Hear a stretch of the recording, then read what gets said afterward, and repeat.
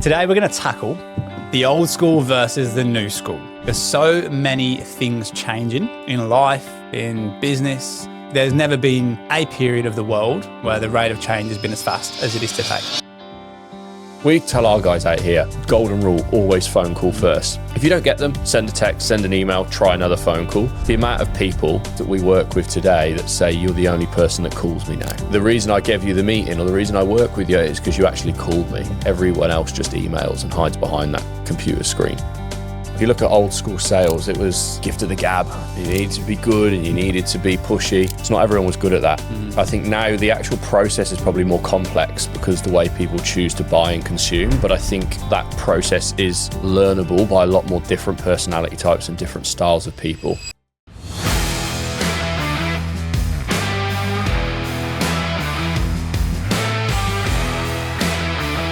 Welcome back to yet another episode of the Two Blokes One Business podcast with Paulie and his friend. Oh, we need to do that again. Thanks, guys. My name is The Friend. Fuck, mate. I feel like we went through a period where we were pumping out, like recording loads of these. And then we had a bit of a break because we got so far ahead. And then the last couple, it's like getting back into the swing of things. It's like riding a bike, though, isn't it? You never lose it. Yeah. I'm feeling good. I'm glad you said bike. Oh boy. Oh boy, it started again. Mate, what's been going on? I always say what's been going on in your world, like I'm not in your fucking pocket. Like your world is in my world. I'll do it different. Pally, can you just tell the guys what's been going on in my world? In our world. So in Harvey's world, or Harvey actually went and saw some wedding venues with his fiancée Britt on the weekend, and they think they've pulled the trigger on one. Yeah. Which is really exciting. Talk us through that, mate. Yeah, we had a whole day planned, 5 venues. First 3, Britt went in with a beautiful soul that she is, positive mindset. And I just knew that when we found the one, you'd find the one. Like when I found Britt, I just knew she was the one, right? Beautiful. So we're going around the first few and she's seeing the nice things and then there's bits that just aren't right. And after the first one, I was kind of like on the I just went, yeah, it's all right, we'll keep it in the mix. I was driving down the road. 3 minutes later, I was like, no, I can't do it. I said, babe, can I share something? She goes, yeah. I said, let's be really honest. That one was crap.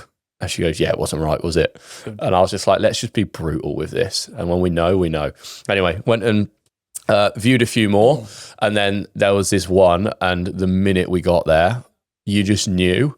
Like, we obviously got a lot of people traveling interstate and internationally for this wedding. And we were going to get married in Bali because we had this dream of like a big, hiring out as a resort almost, and having all our friends and family together for like 4 or 5 days, almost like a holiday, and the wedding's just in there. Bali have changed their rules, so it's not an option anymore. But this... What, no dickheads allowed? There it is. He was just waiting, wasn't he? So... we're going to get married in Australia, and this place is massive. It's on 110 acres. It sleeps 80, and it just ticks those boxes. Like, it's got tennis courts, basketball court, a pool. And when we walked into it, and walked into the actual where the reception and the ceremony would be, we walked out onto this deck which overlooks the valley and the pool area and all that, like where cocktail hour would be. But it actually made Britt tear up. And that's how special it was. And I'm not an emotional person. I didn't tell her and I didn't know she was tearing up, but I felt it as well. And I just said to her, that's it, it's done. Yeah. We were going to go and look at another one after. And I was like, it's fucking done. Don't need to. I was like, when you know, you know. I was like, the venue has chosen us. Love that. That's locked in. So it's exciting, mate. Huge news. Oh, I also got the Bucks invite list for over the weekend. Yeah. So that's going to be good. Bit of planning to do there. So we're off to Queenstown, 6 days. Bit of golf in there. Yeah. Bit of unknown activities. Yeah. Unknown outfits. Oh, I cannot wait. When I said, let's go do like a bit of golf, and Ads goes, oh yeah, it's going to be hard for you to play 18 holes in a wheelchair. And I was like, oh God, I don't know what outfit this is going to be. So for context of my Bucks, he went to Nashville and I forgot where he went then. It was good. I went to Nashville and Vegas, and I had to wear an air hostess costume on the flight from LA to Nashville. Yeah, you did. I can't believe the lads did that to you, hey? That was good. What else did I have? I had like the smallest Nashville football kit. It was so tight, like skin tight. It was a women's extra small, yeah. So that was also I can't believe the lads did that to you as well. And then had a promiscuous cowboy outfit on. On as well for the last night in Vegas. Yeah, I thought the lads were bang out of order with picking those 3 outfits. So I just said, nah, just let him enjoy his trip. Like, it's not about this, but I was overruled by the majority. But I know you'll consider my thoughts there. I will, but they're pretty persuasive. The lads are. So all right. It is what it is. Yeah. Fair enough. But I'm sure we'll keep people updated with the wedding and the Bucks chat along the way. Maybe you can bring the equipment and film on over there. Yeah. Maybe not. Yeah. I'll be keen for that. Yeah, God. But mate, can I share what's happening in your world? Okay. Seeing as we're both in each other's pockets. Pally's into his health at the moment. Gone down, I wouldn't say the rabbit hole, because rabbit hole to me sometimes implies it's bad. I think what you're doing is really positive, and you've got the health board now on Claude. The guys are great, but you had, if I'm right, a DEXA scan and some bloods. DEXA scans like your whole body, looks at all like your visceral fat around your organs, your body fat, your muscle mass, and results you were pretty happy with them, weren't you? Well, yes, I was. Yeah, no, you said your muscle mass was really high, your visceral fat was low. Visceral fat was low, which is the one on your organs. I said the other fat was a little bit high. Like I felt I've been feeling pretty good recently, getting a good nick. Yeah. The number was probably higher than I thought. Which here we go. We're kind of like, we're comparing that to back when we were scholars at Cheltenham Town, 16, 17. We had this Welsh physio called Tommy Kosh. I wonder what he's doing. Oh, Tommy, not nowadays. much, mate, I don't think. Yeah. I think he's been asleep for a while. He used to do the fat testing with the calipers, and you're like, if you get over a certain amount, you're in fat club. Yeah, I was in it a couple of times, whatever. And then you do the extra running. Yeah. I remember Tommy used to be like, all right, come on, boys, come here. And you'd be like, Tom, just like, don't pinch it so hard. Like, fucking shut up. Trying to negotiate with him, mate. Yeah. But the desk gun was good. Bloods come back. They're pretty good too. Everything moving in the right direction. You just get I just get impatient, and then you get the results back right on Claude. And he goes, you're in the great range. But then I'm like, it's for normal people. Yeah, I'm not that. I'm like, what about optimal? Oh, no, you're not there. So now I'm pissed off. Yeah. What are you looking for in the bloods? Like, what are the main things you're tracking and chasing? There's the IGF, which is like, I don't know what it is. But Glucose? Nah. It's basically about, I actually don't know what it is. But it's on the way up. Testosterone levels as well. Obviously all the important stuff like your cholesterol and stuff. Yeah. Which actually isn't that great. Need to sort that out. I think there might be a genetics thing going on. Yeah. I need to have a chat with the old fam and see what's going on. Yeah. But just data.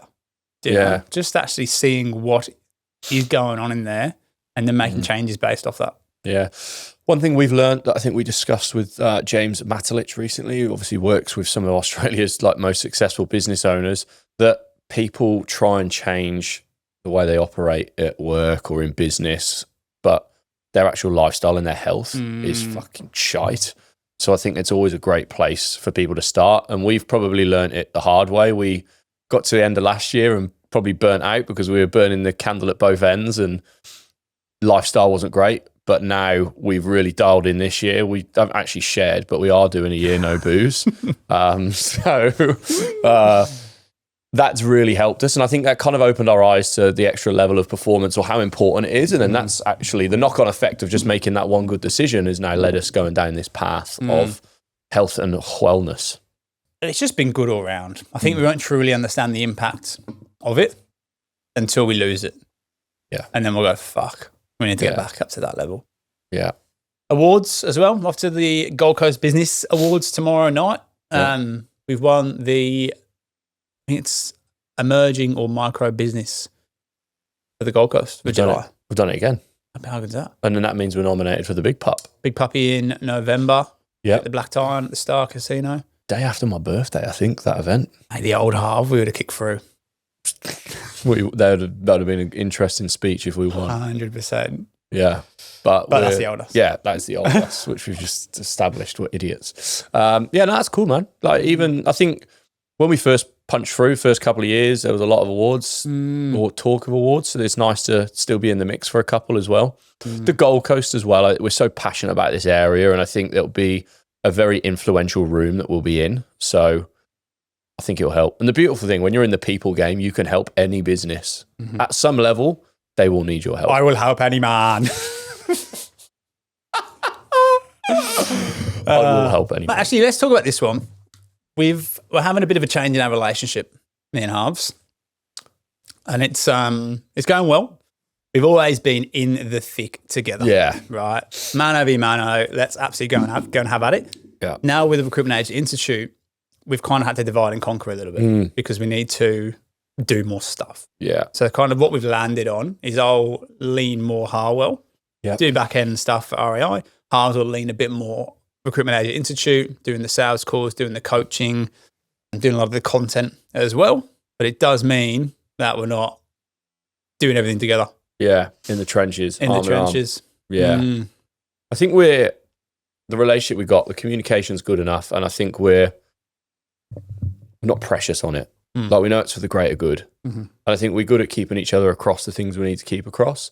And it's not like they're both like 50-person businesses where we barely talk. Like, we're still quite connected, but man, it's just playing to your strengths. Like, it's honestly playing to your strengths. I'm more suited for RAI, you're more suited for Harwell. Like, that's how they both win. I think what you want to do as well, like what actually lights the fire in the belly, what gives you energy. Like, for me, that wouldn't be the coaching calls, right? But for you, it is. So happy days. Let's make that work. Yeah. It's just all for the greater good. There is no secret fucking sauce in life where you can just do all these things you want to do. Like, even if you're talking about trying to get fit and just shredded, you can't eat the nice chocolate food you want to eat. Like, there's always the trade-off. So it's just knowing the means to the end while you're doing it and then working through. So I don't think it's a bad thing though. Like, I think it's actually a good thing. I mean, we've got more variety in what we can do day to day. That still has good impact. And now we get to go, well, actually, mate, you're probably better in that. And if you'd rather do that, you do that. I'll do some of this. Yeah. Fucking happy days. I think I've been a lot more, I think I said it to you, I've been way more intentional with my time because I still have to recruit and I still need to fill a couple of jobs a month. Like, that's just the end of it. But I've been way more efficient with my time in the recruitment world and probably enjoyed it more.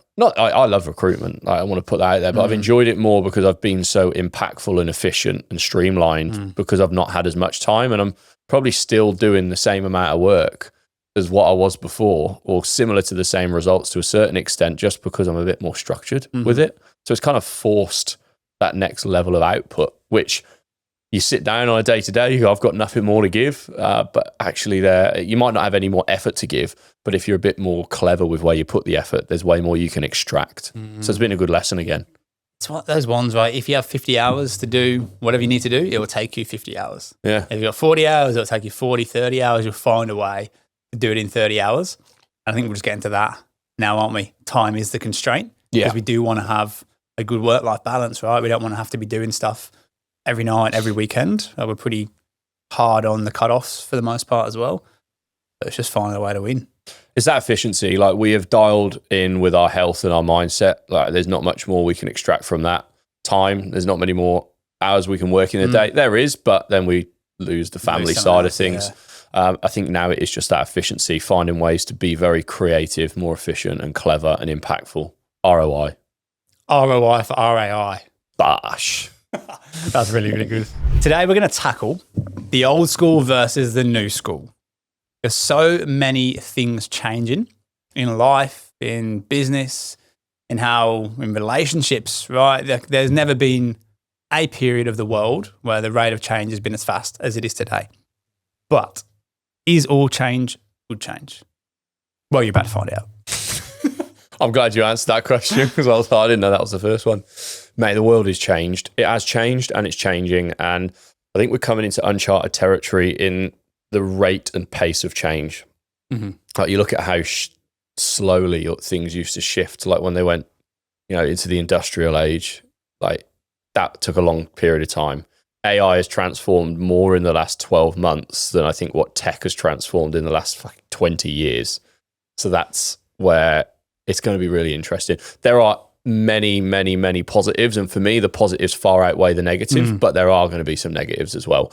Not negatives, things that people need to be aware of, because this level of powerful tech and AI can absolutely be used in the wrong way. And that's even just one side of it. There's actually so many more things that the new school involves other than just the tech. Yeah. But before we do that, I want real clarity on what we're classifying as old school and what we're classifying as new school as well. So the options we will discuss is it pre-2015?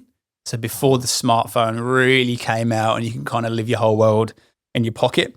Everything was cold calls, face-to-face gut feel. Or was it 2020, just pre-COVID? So before all the remote and digital first kind of ways of working came out and that just became default as opposed to a luxury? Or is it kind of 2023, just before ChatGPT really took off and then all the other models and everything since then? What's your face value gut feeling? 2015. Me too. 1,000,000%. Yeah. Smartphone, but also I think that would be around where social media really starts to take off, and some of the pillars that I'm sure we'll discuss. I think social media's got a massive part to play in that as well. 2019 was definitely a big shift, especially towards that remote work, remote or virtual acceptance in the workplace. But I think that's part of that new school generation, which started in 2015. What were your... I agree. I think that's almost the start, isn't it? That's the first page of this new world. Having an iPhone in your pocket and being able to do mad shit, as opposed to having to write letters and faxes and things that were before that. Yeah, I agree. I think 2019, 2023, definitely big shifts. I'm sure we'll talk about the evolvement. But if we started 2019, I feel like we're missing too much. Yeah. The world was changing. We're missing a trick, which we don't do on this podcast. No way. How old were we in 2019? 23. Yeah, 2015 was when I moved to Australia. So I was 19. Wow. We were 19. Yeah. Jeez. I know. So let's have it. Let's go. I'll lead this. I'm the tech man. So the way I reckon we should attack this is all different phases of business / life. And then we'll talk about what's an old school, what's a new school, what do you think's better, what's worse, what should we keep doing, what should we change and adapt. Yeah. Hopefully have a bit of fire and a bit of spice in this as well. Love it. I'll win, standard. First one is sales. Yeah. So what's better, old school or the new school? Straight away, what do you think the old school of sales is? That cliche, Jordan Belfort, pushy car salesman, sleazy. Here's an interesting one. I think new school sales is a lot better to be a salesperson in. I think it's more widely accepted. I think it's more strategic, more creative. I think old school sales got better results. I reckon there was more killer instinct in old school sales. They would have got shit over the line. I think there's a lot more work ethic in old school sales. Yeah.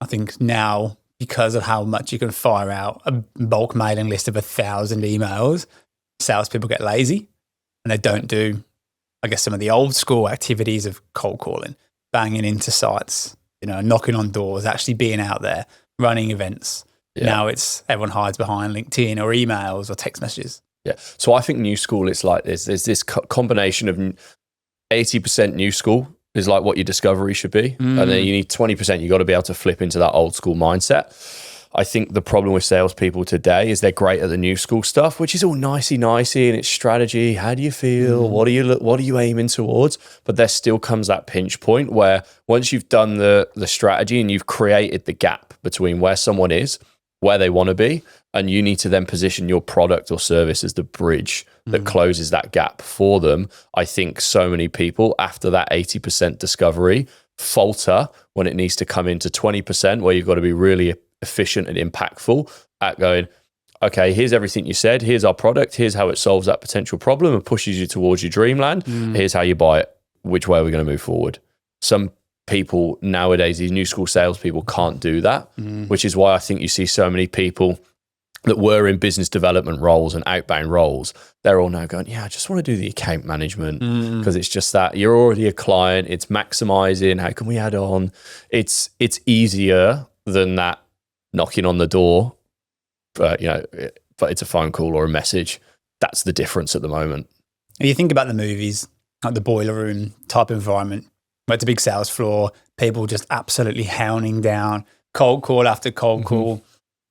What feeling that gives me is it's nothing about the customer. No. It's absolutely not about what you've got is right or wrong for them. It's about absolutely ramming it down their throat and making them buy. Yeah. Fuck, would have been good.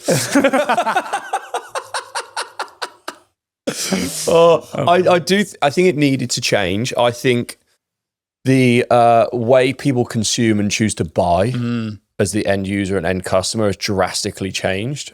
And I think when a salesperson or advisor gets the discovery right and then has that, I don't want to say killer instinct, but has that cutting edge, let's say, to go and convert the person if they need the product, I think that cycle is so much better than what old school is. But I don't think people are great at getting to the end of the cycle. Well, do you think consumers have changed the way they buy? People now don't want to be pressured, right? But they also do need a kick too. I think trust is a big one. And actually, do you give a shit about the impact this has on me? And that feeling exchange between a salesperson and a customer as well. Whereas before, you could just beat people with a stick until they said yes. Do you think sales is harder nowadays with all that coming Great question. into it? I think yes, because of the noise. I think it's harder to get actual cut through and have a proper conversation with your prospect, because there's so many emails and shit coming their way. People kind of desensitized to being an environment to be sold to. Yeah. That makes sense. But on the flip side of that, and this probably ties into marketing a little bit now, if you are someone who's got credibility and authority and a person of influence, it's never been easier at the same time, because people can find out about that because there's such a big digital footprint now that you can be looked up quite easily. And if you've got a good footprint, great, trustworthy person. I think it's become harder in that sense, but I think it's become easier because more people can do it. Like if you look at old school sales, it was the old age saying, gift of the gab. You needed to be good and you needed to be pushy. It's not everyone was good at that.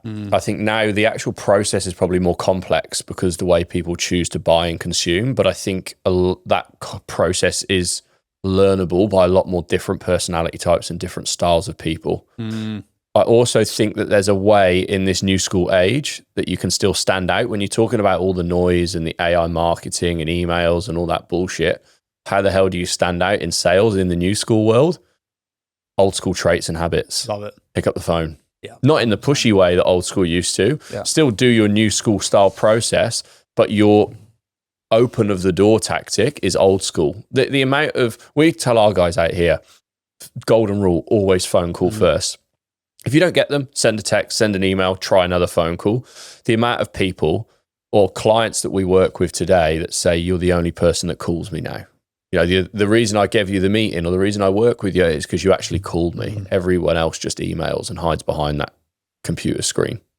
Hey, just a quick one. If you're an expert in your industry, you could be sitting on a $500,000 a year opportunity.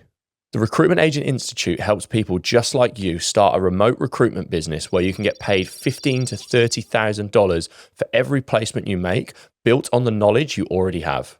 You don't need any recruitment experience at all, and you don't even need to quit your job to get started. This could be run as a lucrative side hustle, something that maybe you work part-time and earn 6 figures a year, or you could go all in and scale an agency just like we have. In fact, we started our recruitment agency from a kitchen bench just 3 years ago. And in that time, we've done $13 million of revenue in just 3 years. And in 2025, we're named the 5th fastest growing company in the whole of Australia. The Recruitment Agent Institute gives you every system, strategy, and framework that you need to turn your experience into a highly lucrative remote recruitment business. So head to this episode's description below and tap the Recruitment Agent Institute link to find out more. Now, let's get back to the show. You're right. It's really easy to stand out. I think old school habits that have to stick is that tenacity.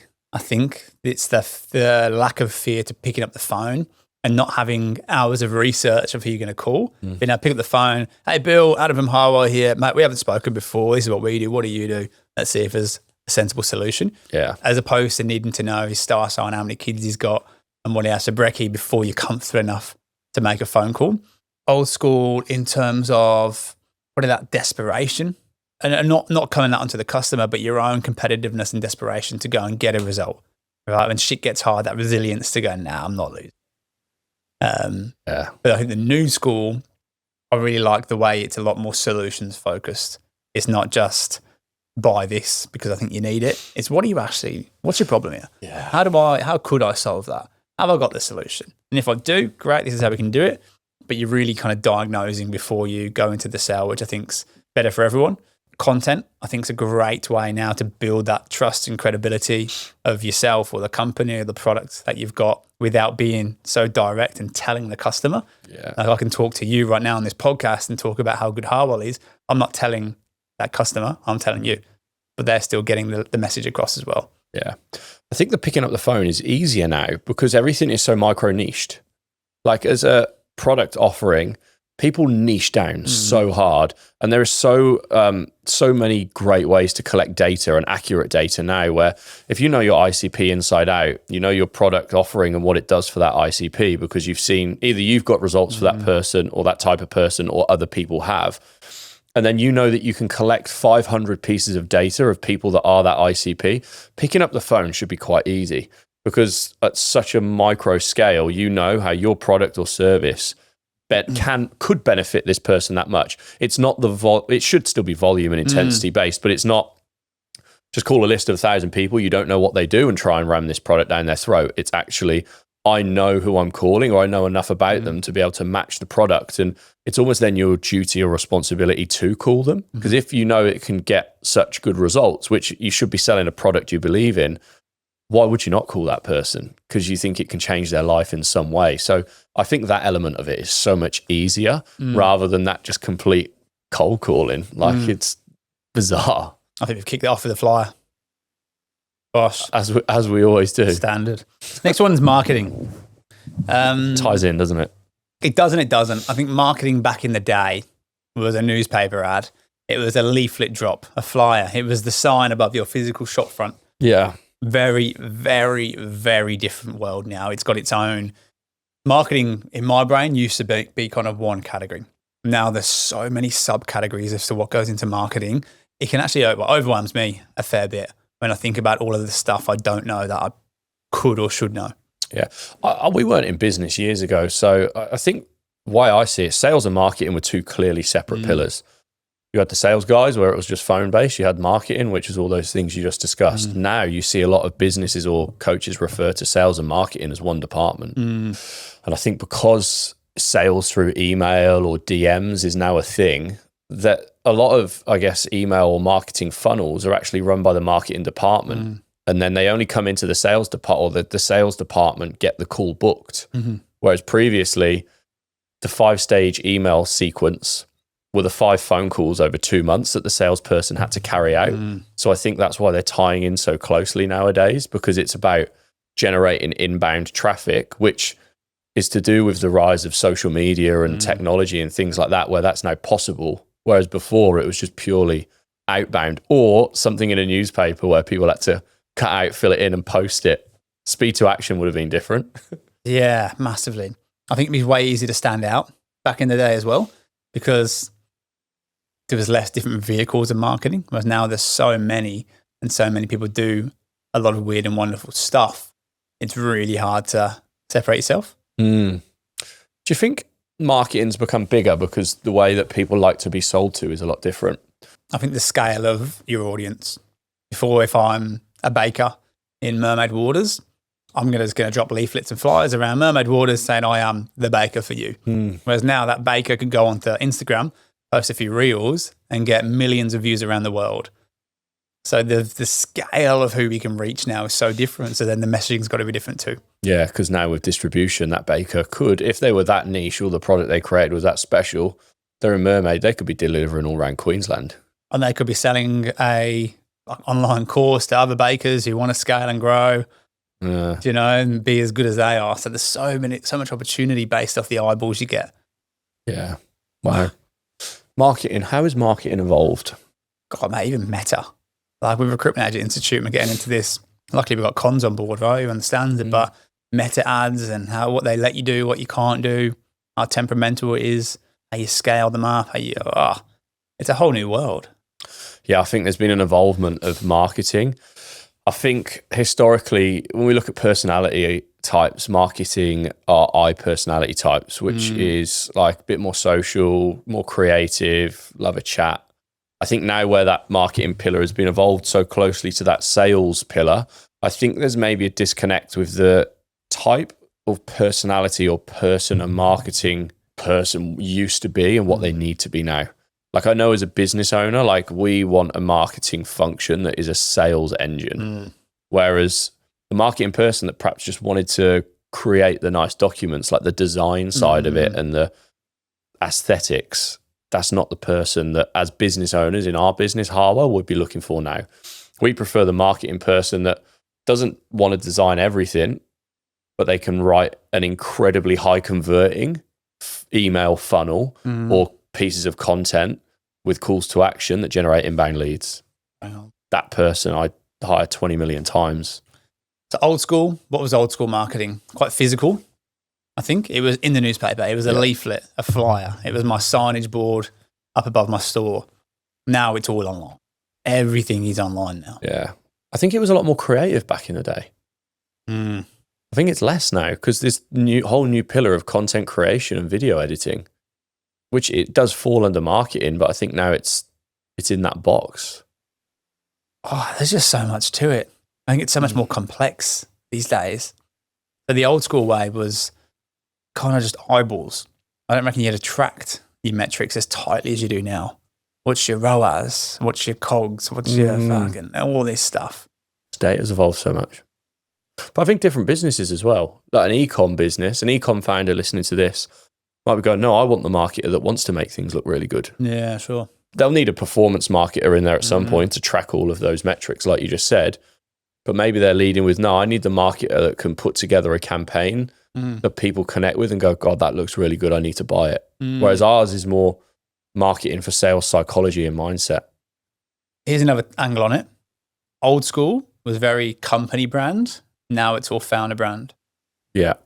Whereas back in the day, let's use fucking Smirnoff. I think this because my Maddie's mate works on that account for them. They do big campaigns, right? They do adverts. Yeah. Now people want to hear from the founder. They want that founder-led brand. They can't have a faceless company anymore. People want to buy into someone and the way that person lives their life and the values they've got, which is a massive opportunity for smaller business because you can have that. You haven't got to compete with Smirnoff in their ad spend. You can just get cut through of people who believe they should do things the same way you do them. Do you think that's the impact of perhaps untrustworthy sales tactics or processes years ago that now people choose to connect with the personal brand of the founder more because they can build more of a parasocial connection where they trust that person more? I like that. I'm thinking people like Brooke Triplett, Rebecca Adehill, both extremely successful and sell an insanely high ticket product. They don't have company pages. No. Their personal page is their business page. That back 20 years ago, you'd see the company page. You probably wouldn't even know who the founder was. You wouldn't be able to find it if you tried. But it's changed so much now. That's really interesting. So I think it leans more towards small business these days. I think even the start of Instagram and Facebook ads, it still prioritize people with big followings. So the bigger audiences or the bigger creators, would then get the better reward on the content they produce. Yeah. Whereas now, if we just did a decent one, we could blow up and off we go. Yeah. So I think if you don't need a massive following to get started and you could be smaller, still have a huge reach. I think it gives people the opportunity to have more diverse offerings or pivot a lot better. Like a really good example of Timmy in RAI, HVAC technician. He didn't know this at the time, but he's got Tim Stone HVAC on his Instagram. He's got a good following, gets mad engagement, just records content of the jobs he's doing. So he's built this following of people who are so interested in Tim Stone HVAC, and now they're invested in his journey. He's able to pivot, and what he's going to do is pivot into recruiting HVAC. So that following, which he didn't know he was growing at the time, is now something he can monetize quite easily because of that personal brand element that he can pivot into. Like that's how I think it's changed. And then Tim Stone might be able to start another brand of here's how I help people go from HVAC into something else. Like the possibilities are endless because you can tap into the different pain points or wants or desires of the people that are following that account. The trap here then with AI is just doing AI slop. Yeah. That'll actually have a negative impact on your marketing efforts Like there's so many telltale signs of what AI copy looks like. If you just try and do the shortcut and the easy way and roll that out, you're better off not posting anything at all, in my opinion.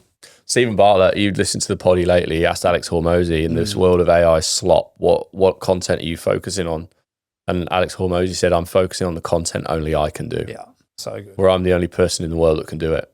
And for him at the moment, that's getting 50 business owners every single week to pay to be in a room where they ask him a question live. He coaches in person and there's a camera on the person, a camera on him. Bang. AI can't replicate that. Only Alex Hormozy could do that. I think they spoke about the stakes, didn't they? Content where the stakes are high, that means something. Yeah. For them, it's their business, right? If they get this right or wrong, that could have a huge impact for them. And he's being authentic and showing how he'd actually answer that on the fly. It's not rehearsed, not prepped, not a perfect production. That's what you can't replace. Yeah. I think that's why content in long form is growing. Like we probably started this podcast.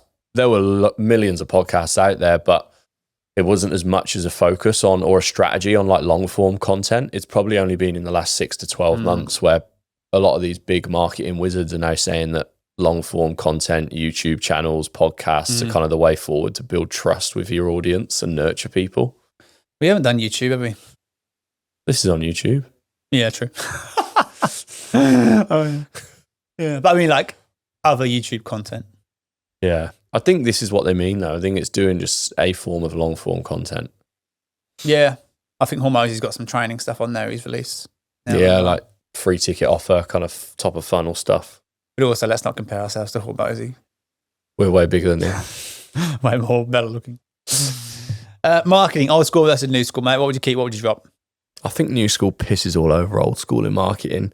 I think what old school did have in marketing that was really powerful, I think it was simplistic. And I think you could pick one great campaign and it would cut through and it would take a long period of time for people to be able to copy or replicate that, which meant I think when you were the pioneering person that cut through on this one idea, you would harvest a lot more of the reward from it. I think now someone's tried something new on Instagram that's popped off and the next day millions of people have created it because there's AI apps and algorithms that track that shit and say you should try this. So I think it's so much harder to break through nowadays and there's so much noise.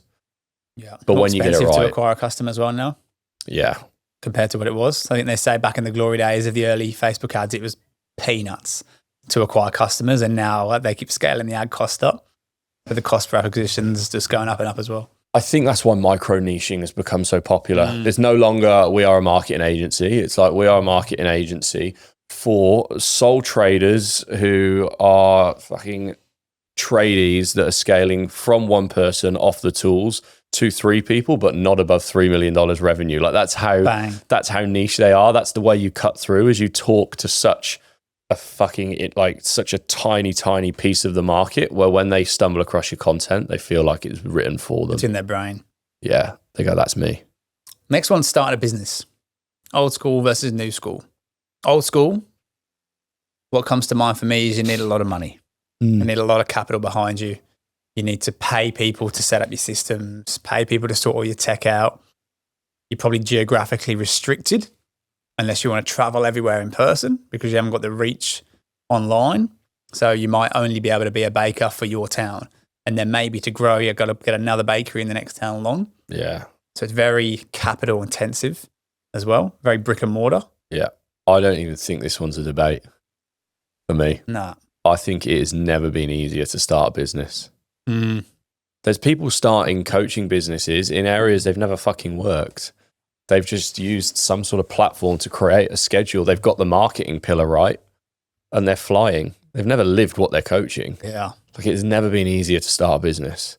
The tech stack and tools available to a tiny business owner, a one-man band or a one-woman band is like enterprise level shit. And now with AI as well, if you're that way inclined, you get it set up firing. You can literally have a little team of 5, but it's just one of you. Yeah. With the way things can be done. Well, let's look at an accountant firm, right? You need to be an accountant, go through, start your own firm. And traditionally it was all in-person stuff. So you could be an accounting firm in the Gold Coast, but if there was 1 million accounting firms in the Gold Coast, you find that really hard to break through. Now, an accounting firm could be based on the Gold Coast and service clients anywhere in the world if they wanted to. If that accounting firm was the specialist for one-person tradies, they'd have national, if not international, marketing campaigns. How do you go and get new business? That ties back to the marketing pillar. You build your own personal brand online, get hundreds of thousands of eyeballs on you every day, as opposed to having to do leaflet drops in your little neighborhood. Yeah. The amount of clients you need to create a successful business hasn't changed. Like, I think price of services has gone up somewhat with cost of living and inflation, but the pool you're fishing in, like, instead of you've got a pool of 100, you need 20 of those as your clients. You still only need the 20 clients, but you've got a pool of 100 million to go and look in. So your chances are higher. I'm trying to like counter this and make it interesting, but it's fucking so easy to start a business today. Yeah. Well, online products didn't really exist. And the online products is one of the only things you don't need massive capital to create. Even SaaS. Yeah. What are the different business models, right? So you've got service-based, which is kind of us, what we do. And very low cost to start. You need a phone and a laptop and the dog to be able to work hard and make it work. Yeah. E-com, you need a bit of money to buy the stock. Yeah. So you need to be able to invest a bit to build it, and then hopefully sell as much stock as you bought. But then that's not that simple, because once, say that stock, you're going to make a 50% profit margin, that 50%'s got to go straight back into more order. Stock, plus increase your ad spend.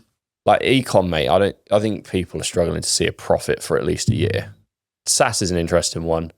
Daniel Priestley speaks in like very well on this. He's like, back a couple of years ago, you know, to get a successful SaaS platform to break through, you needed $1 million of a cap raise, funding, seed investment, whatever it is, and a lot of knowledge and people. He's like, now there's companies building stuff similar to these SaaS platforms that used to take millions to get up and running for fucking nothing in Claude code. So SaaS is software as a service, if you didn't know. Yeah. Like a tech platform. Yeah. Like the CRM you'll use, Xero, for example. Like people are building shit.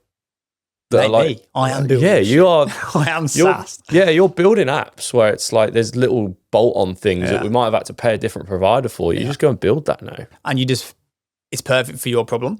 You haven't got to buy one off the shelf, which is pretty good, but you change this and this. You literally just build it to be the exact solution to your problem. Yeah. Here's one around SaaS AI. AI is one of the biggest needle movers you can currently use in business right now. But the last business I'd get into right now is AI. Yeah, for sure. You'd be AI powered. It'd be a different business that's leveraged up to the hilt with AI. Just to start an AI business, you need to have a really strong moat, which is essentially something that only you have. People can't copy or change. So for Hormozy, he's got an AI that he's brought out.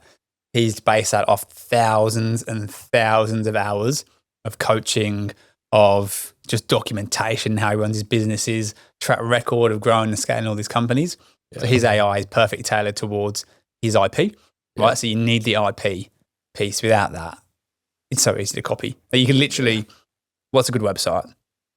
I can Sky Sports, .com, right? Or Fox Sports over here. I could go and recreate that just by taking a photo of the website and putting the link into Claude Code and say, rebuild me this whole website. That's how easy it is. Yeah. I think it's moving so quick. Like, you could be obsessing over this new little AI product that you've created and start building it tomorrow. Anthropic go, oh, we've got a new update. Poof, they've done it. Later. And you go, fuck, I've just wasted 6 months. You look at all the share price, some of these big companies who've been around for ages and they were so integral because they did some tech stuff, which was so complex and complicated and you needed so many engineers to go and do it. Yeah. See you later. Game over. Absolute gone. Yeah. Even Google had to pivot so quickly. Like, all of a sudden, people were using ChatGPT as their search engine more than Google. So now all of a sudden, Google have had to go down the AI train and have that AI integration to their search platform. Hey guys, thanks for tuning in to another episode of the Two Blokes One Business podcast. Now, apart from being world-class podcasters, we also run a recruitment agency called Harwell. If you're keen to learn a little bit more about what we do, then head over to our Instagram @Harwell Group and check us out. Back to the app. This one kind of ties in. It's geography. So the geographic reach kind of your business. Yeah. Right. Before If you're the baker, you might get people who are outside of town coming to buy your stuff, but typically you're going to be selling to locals. So your market of people is relatively capped for the most part. Whereas these days, if you have an online product, your whole market's 7 billion people potentially. Yeah. Again, we're talking from a new age business lens. Like, we weren't really in business in old age, but for me, it ties back to niching. I just think the way people niche have changed. I think back in the day, you'd have had a law firm that were Gold Coast specialists.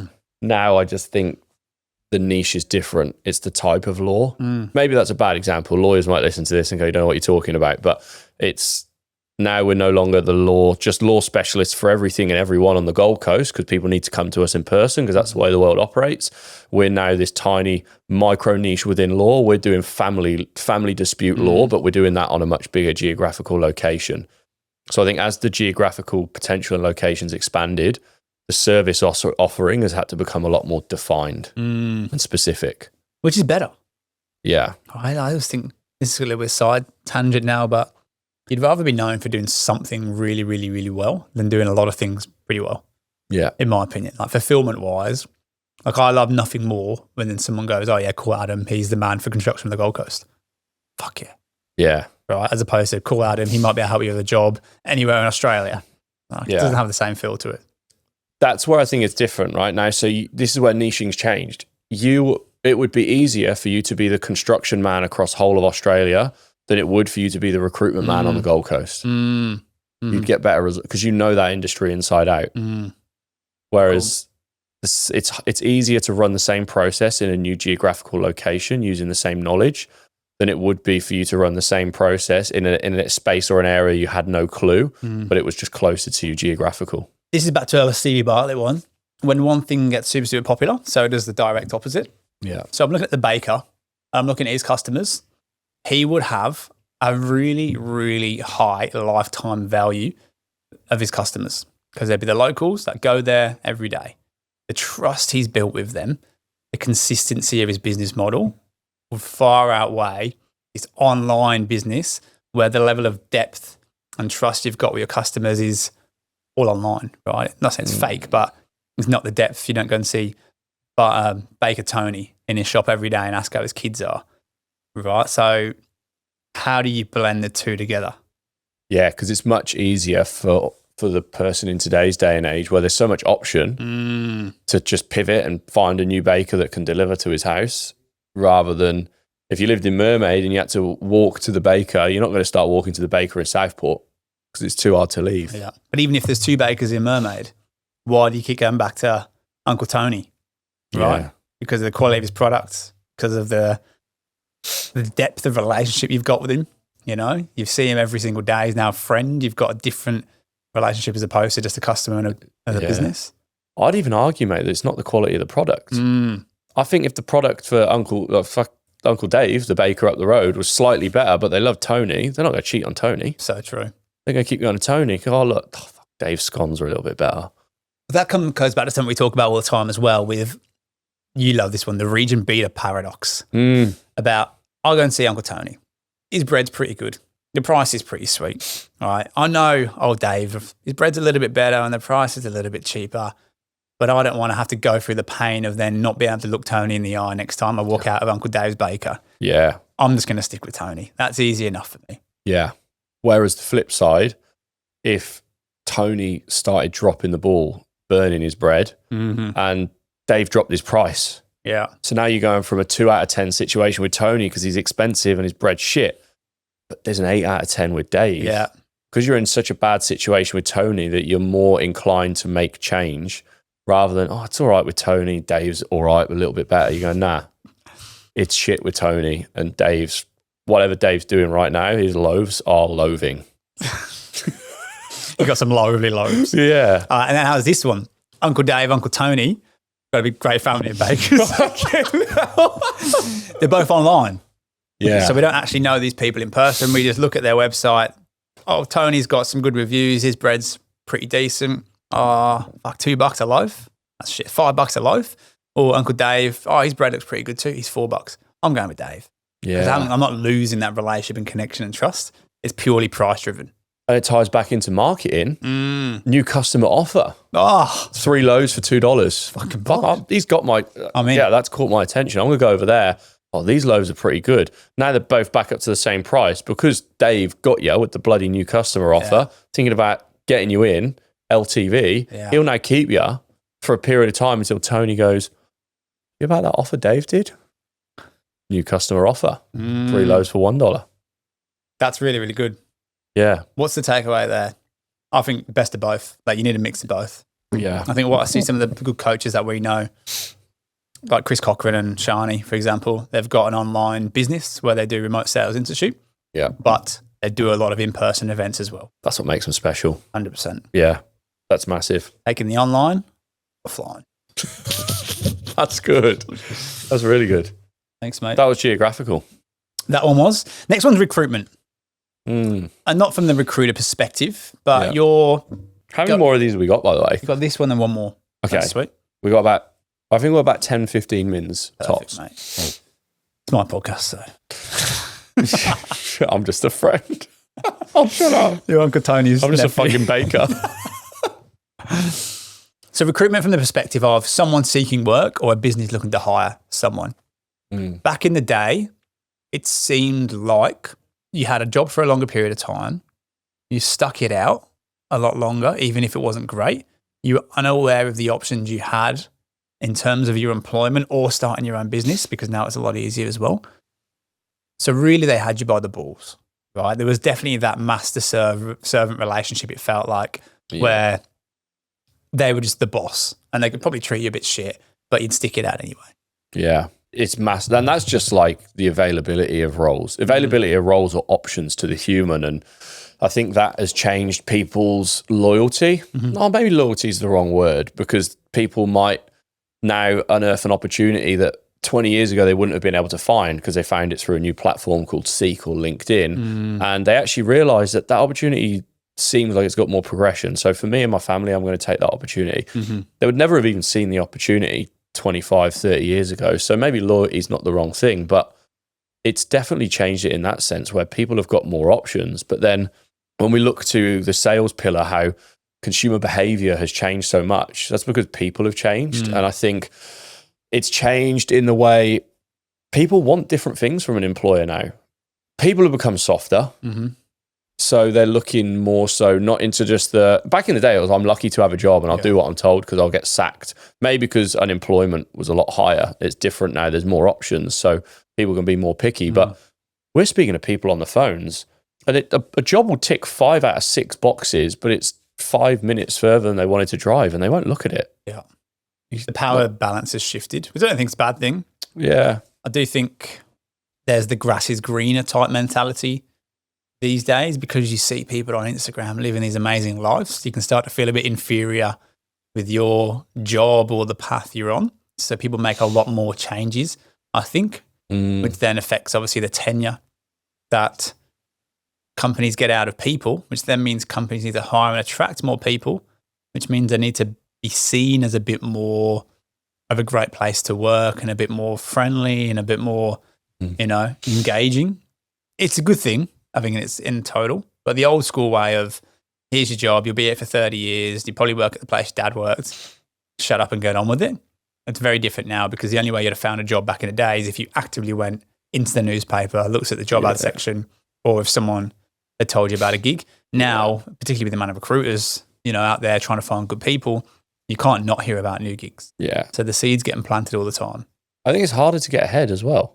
Go back 30, 40 years, a family could survive off one sole income, an employee income from the male, and mum would stay at home with the kids and not have to go back to work until she was ready. And you could buy a property and service a mortgage and live normally on that. Now, if you're a sole income family, it needs to be a fucking good income through seniority, commission, bonuses, or business ownership for mum to be able to stay at home. But then we're having to see so many more people go back to work. So I think it's harder for people to get ahead as an employee, which might be why they're forced to think the grass is greener or explore the next 10K pay rise or the bigger opportunity.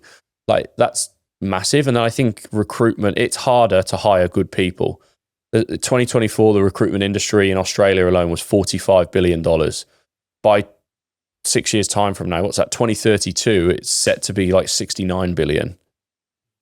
That's like over 50% growth in a 8 to 10 year period. Like that's telling you it is harder to hire good people. Old school versus new school, probably just stickability in the old school. You just put up with more shit.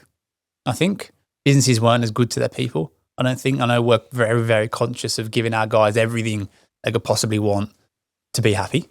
It's always on our brain. I don't think it was like that back in the day.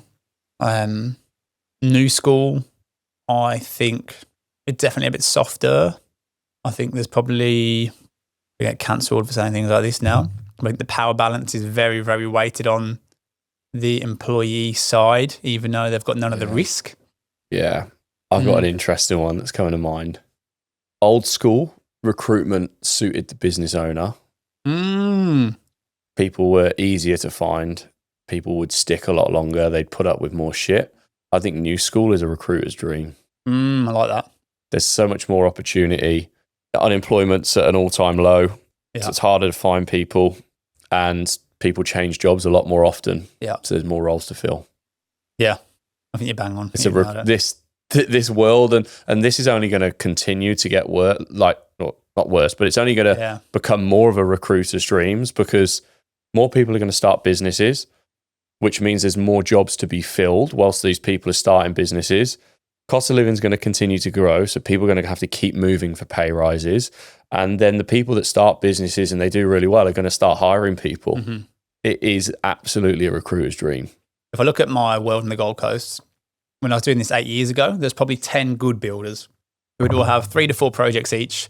And if you sent someone good, they'd probably hire them. Now there's probably 30 of these builders. Wow. Maybe they've got 1 to 2 projects each, but the numbers don't stack in terms of it's the same amount of people needed, because you need more people to run more businesses. Like the back office you need to run a business, that stays the same regardless of how many projects you've got on.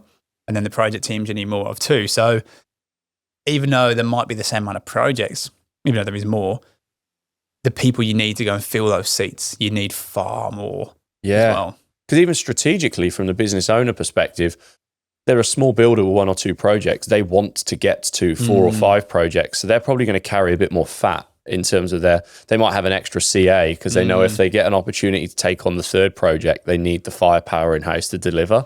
So then you've got 30 builders that are all carrying 1 extra CA each. There's 30 more CAs to try and find on the Goldie. It's mental. Yeah. Wow. Mate, last one, the values. Old school versus new school. What do you think old school values are? Positive and negative. Fuck, it's a good one. So many different things flying around in my head. I think this positive side is handshake agreements. Your word means something. Loyalty. That's one thing that came to my head. Being a bit more black and white. Yeah. I think people were a lot more fulfilled. Okay. I think there was less noise around social media. I think the grass is always greener mentality has come from an unrealistic expectation that some people paint of their lives online. I'd love to know the rates on divorce. Yeah, true. Today from 30, 40 years ago. And even some of the sadder things like suicide and that. Yeah. Has to be higher. Has to be. Yeah. So I just think like people were a bit more grounded. Today it feels like there are a million more different emotions and values and things thrown around. I think more belonging. Yeah. Back in the day, because you didn't have the whole world to speak to. You had the people at your football club, at your school, at your work, in your neighbourhood, in your village. You were a lot more closer with people around you because everyone was relied on those people. Whereas now you can be in a room with 10 people and not speak to one of them because you're all on your phone speaking to someone in LA. Speaking to 1,000 on your phone. Life seems a bit more simple back then. A bit slower for sure. Bit slower, a bit more simple. Wasn't as always on as it is now with emails at 10 o'clock and shit. Yeah. But then I think the other side of all of this, of the more data, the more information, like people are a lot healthier. Like health and wellness is a value because we're much more, I guess, conscious of what's happening in the world and what's happening to our bodies. Like there's definitely those values that are changing. I think the old school negative, quite a fixed mindset. Yeah. I think new school, everyone's got more of a growth mindset because they can see opportunity. They can see someone crack it on Instagram and go, why not me? Yeah, but I think we've got so many old school generational people still here that are inflicting that old school closed mindset in a world or onto people that are influenced and respect these older people that could be the new age growth mindset person, but they're just contained by that influence. But it's not going to be everyone as well. Not everyone can have this growth mindset. Some people, it's just a numbers game. What the negative new school for me is resilience. Yeah. I know that's kind of what I've spoken about, but stickability. When things get hard, that doesn't mean you're on the wrong path. It means that you're on a path of something worth doing. Yeah, I agree. There's a lot more perceived silver bullets flying around nowadays, which then I think there's a lot more options for people, which gives them that out. As soon as something gets hard, there's a different shiny object that they think, oh, that looks easier. But the person that's made that shiny object look really shiny and easy is because they stuck through that hard part. I think back in the day, you could, I don't say hide, that's probably the wrong way to put it, but if you did something and fucked up, you haven't got the whole of social media known about it, right? You can probably take more risks, and if it doesn't work out, it is what it is. Whereas now there's a lot more judgment around, and a lot. How many keyboard warriors are there? You know, you post anything. We haven't had it yet with Recruitment Agents too, but it'll be coming. Oh God, yeah, I can't wait for that day. It'll be my face, not yours. So the fear of being judged, I think, is so strong these days, and it kind of paralyzes people into not doing anything because they don't want that potential negative feeling. Yeah. Values-wise, I think there's a lot more people like doing it alone, lone wolves. Now? Yeah, I just think old school, it was very traditional. You'd get married, you'd find a wife, find a husband, have kids, have a family. Now it seems like there's just way more people just doing it alone or not having kids. Maybe it always happened. Again, we're coming from a biased lens. We're only 30 years old. The kids thing does seem more popular now. And is that because things are hard? You know, back in the day, it was pretty easy to raise a family. So great. Yeah. There you go, Shelley. Have a couple of kids. Life's good. Now it's actually, Shelley, pop the kid out back to work because we need the money. Yeah. You're making those decisions from more of a pressurized, stressed state and environment. Yeah.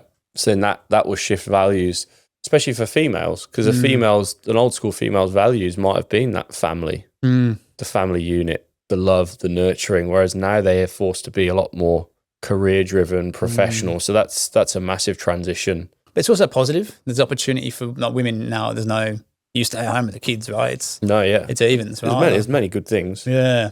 So then that will put people off having kids because they've got the taste of this career and they're doing well. They don't want to put that on pause. And there would have been a lot of women back in the day that probably didn't want kids, but it's just what you did, and then you just did what you had to do. And the opportunities weren't there at work, so it was why not? So now it's just back to choice and options. I think that's how you win, though. And I'm probably wrapping up the whole segment there. It's new school thinking with kind of old school values. Principles, great word. Yeah. You know, do what you say you're going to do. Work hard. Be resilient. Have your word as your bond. But look for opportunities. Take risks. Want to grow. Want to put yourself out there. Yeah, I think you summed it up perfectly. Thanks, mate. Nice. I enjoyed that. This is our final segment. We did it on the last episode. We had hundreds of millions of people message us say how good it was, so we're doing it again. It's called Two Blokes, One Question. We ask a brain-tingling question that we answer on air. All right, Anne Robertson. I've got a good one for us today, mate. In your life, Mr. Powell, what are you currently tolerating that you already know you're going to have to burn down eventually? I don't know if this is as sexy as an answer that I could give, but I don't feel like I'm clear enough on what activities I do that move the needle the most.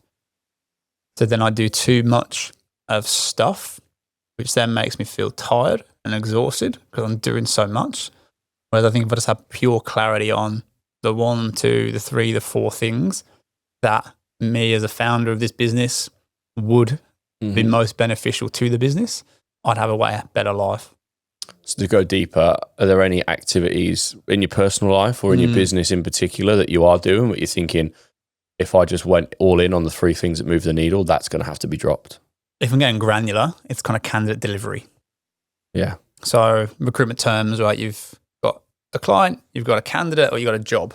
Right? That's kind of the triangle. Yeah. Right now, it's very, very easy for me to work with the clients and get the jobs on because I've done it for so long. Yeah. It's the candidate side, which takes a lot of time and a lot of energy. Yeah. I'm still getting kind of sucked into that just because we're not there yet where I can pull away properly. Yeah. Or is that ego talking? And if I actually give the reins up, it will work itself out. Yeah, I was going to say, go deeper again. Is it capacity, capability? Is it a bottleneck? Is it a belief? It's a trust thing. And it's, again, that high performance curse where just because someone can't do it as good as I can, doesn't mean they shouldn't still do it. Dan Martell loves the one where it says 80% done by someone else is 100% awesome. Yeah.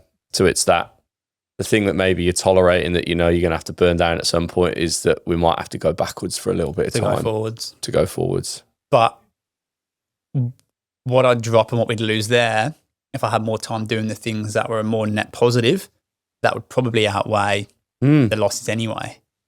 Yeah. So it's getting to the point where we can just rip off the Band-Aid. And there might be a small gap in the middle where there's two months of lost productivity or lower productivity or lower results. But we know it's going to push through. What do you think? That's a good one. What's mine? More life-based. Go on. What am I tolerating? Like, I've always been a people pleaser. The type of guy I am, not like I'll fucking brown nose someone, but I try and do too much. Like I try and have too many people in my life. There are not false friendships. Like there's friendships that if I was or acquaintances, you're spending time on just trying to keep them there and appeased in your life because you have to.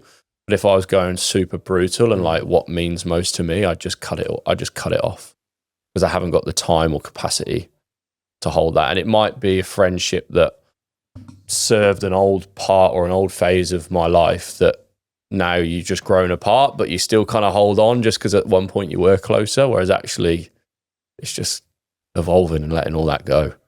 What's the feeling that you're avoiding feeling, mate? I don't want, because our life has changed in a successful way, and in Australia, tall poppy syndrome is quite big. I don't want people to have a opinion of me that I've changed and I've got big time and I'm too good for them now. Because that's also one of my problems I've had. I care what people think about me too much. Whereas actually it's just getting to it. And I've got way better now, and like 80%, I'm 80% there. It's just kind of like, I don't give a fuck anyway. I struggle with the same thing. Like that feeling of disconnect based off us moving in one direction and then not moving or moving in another direction. But then you've got to come back to the equation of how bad it would make me feel. Would that actually give me more good feeling by spending time I'd want to be doing? Yeah. I think what's probably brought this up for me is we're doing our wedding list, the guest list at the moment. And you go, you can have a list of 200 people, but then you go, who's actually in my life right now? And who are the people that are adding value? And by the time the wedding comes around in 18 months, there might be 10 new people on the list and 10 have been taken off. I think that's probably why it's got me thinking about it at the moment. I like it. Mate, I've really enjoyed this pod. I think it's been very good. I'm loving the new structure. The structure, yeah. I think it's good. Yeah. Old school versus new school. Yeah. I think the mix of both, if you're too far one way, you aren't balanced enough. Yeah. I think you piss people off if you're too far old school, or you don't do anything because you're in that fixed mindset and you're scared to change because that's the way it's always been done. Yeah. Whereas if you're too far new school, I think shiny object syndrome, you don't commit to anything and it just comes to an end. It's faceless. Just like my camera. Just like your camera now. Oh, it's yours. All right. I guess we'll see you next week. See ya. Hey guys, it's Jake and Lockie from Naturally Cooked Sunscreen, and we are pumped to be sponsoring the Two Blokes One Business podcast. We're on a mission to foster a generation of Australians who take sun safety more seriously and encourage it amongst their mates. You can find us at naturallycook.com.au or follow us at Naturally Cooked Sunscreen.